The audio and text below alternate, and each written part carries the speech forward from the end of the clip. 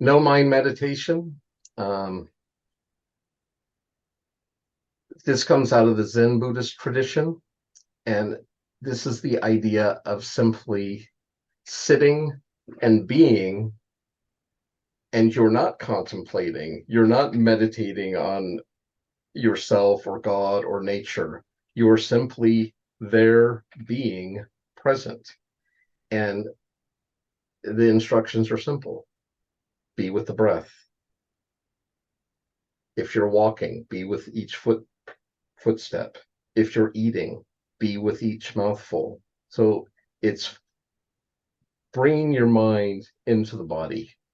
You're not just living in this little ivory mental tower, but you're actually bringing the mind down and experiencing the sensations of the body. Usually these retreats are done in silence, or a large part of them are, and where people are working on being present with themselves, being in their vehicle instead of doing all these things in their head. Uh, that's more the Vipassana techniques. Sometimes I believe my roommate actually has done a couple, and the intro retreat is 10 days. So if you can imagine 10 days of silence and what that would do to you. And I think for most people, it's a very positive experience. The no mind meditation is more from the Zen tradition or Buddhist tradition.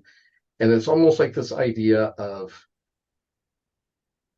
you're sitting and being, and you're waiting for your thoughts to arise, almost like clouds floating across the sky or fish swimming down the stream. And the thing is, you observe the thoughts, you acknowledge them, but you don't engage them.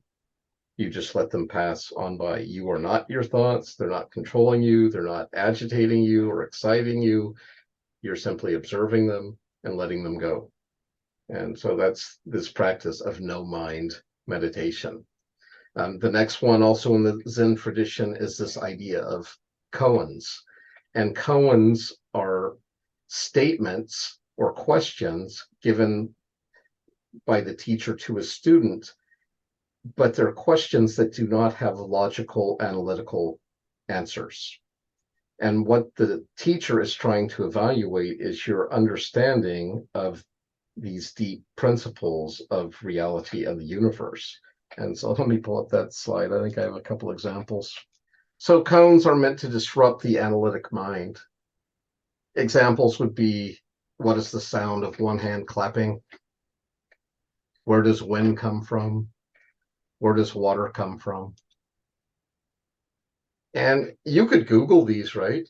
I mean, we're living in the age of the internet. You might even find the correct answer, but it's not having the correct answer. It's coming to a personal understanding and realization of what these things are and what they mean.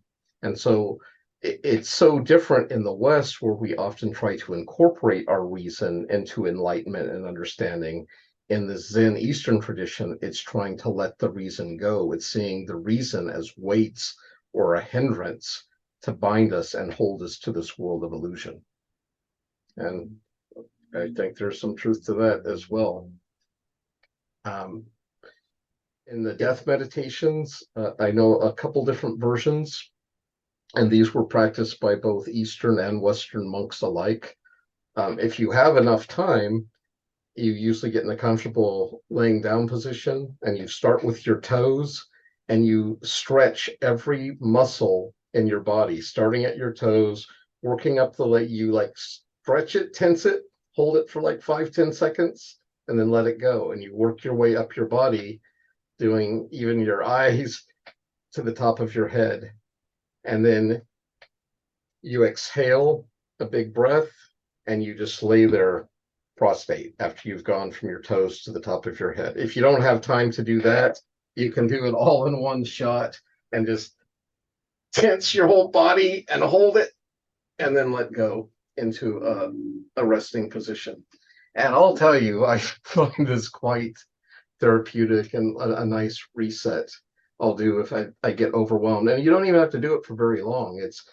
And because I'm a Christian and not a Buddhist or a Hindu, when I do take in that breath after coming out of that death meditation, I imagine it being like the breath of God, like how Adam became a living soul.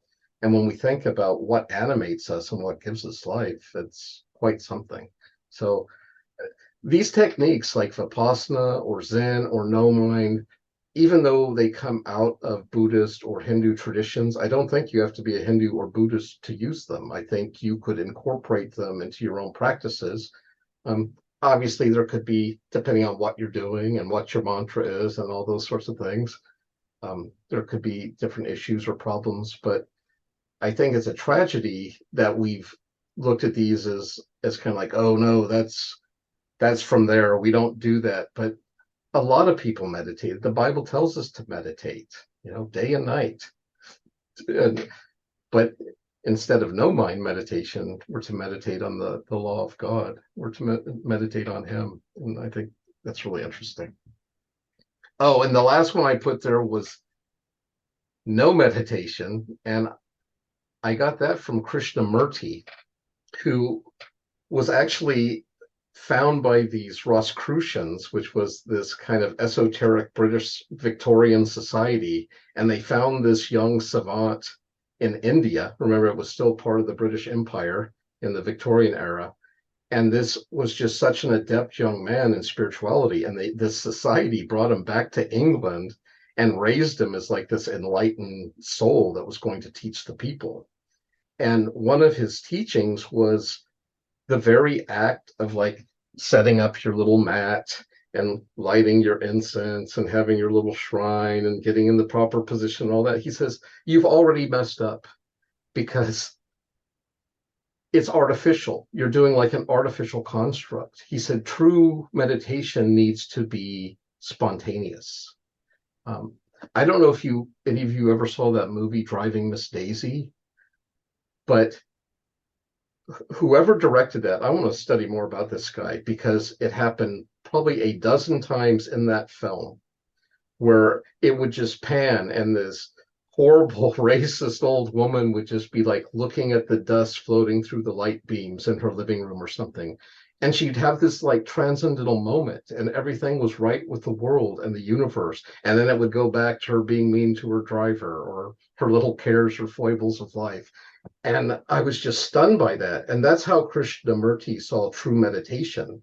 It's having those little aha moments throughout the day. And the Japanese have a word for it called satori, which is like instant enlightenment. It's like a little flash of illumination. And it could be something as simple as walking down the street and you see a dandelion growing out of a crack in the pavement. And you have all of a sudden you have this moment of, ah, everything is as it should be. This is just right. And of all those meditation techniques, I like Krishnamurti's no meditation the best. And my second favorite is the active meditation, where most of my meditation takes place in walking in the woods and just being in nature and communing and being at one. But there is a place for sitting still and quieting the mind and being in the body, being in the breath. I think all these different things. And I hope that that little bit I told you about prayer and temperament just spurred your interest as well, because that made so much sense to me. And I'm thinking, our churches are really set up either more for the sanguines, the emotional, the all that, or the cerebral intellectuals, right? And if you're not in one of those camps, it could be quite a trial for you just sitting through a service. And I would love to see churches be more integrative into different personality types and temperaments and be like, hey, maybe you're not into joining us for the potluck, but we know you're a musician. Would you mind playing some music in the background for us as worship to God? Or maybe you're an artist or a dancer, or maybe God's given you a keen intellect and you can use that as a form of meditation and service. Or maybe you're good with your hands or you're good with people. All of those could be used as a type of meditation and spiritual practice. And that brings to the end of what I have for you tonight. Besides me, I'll hang out as long as you want to ask questions.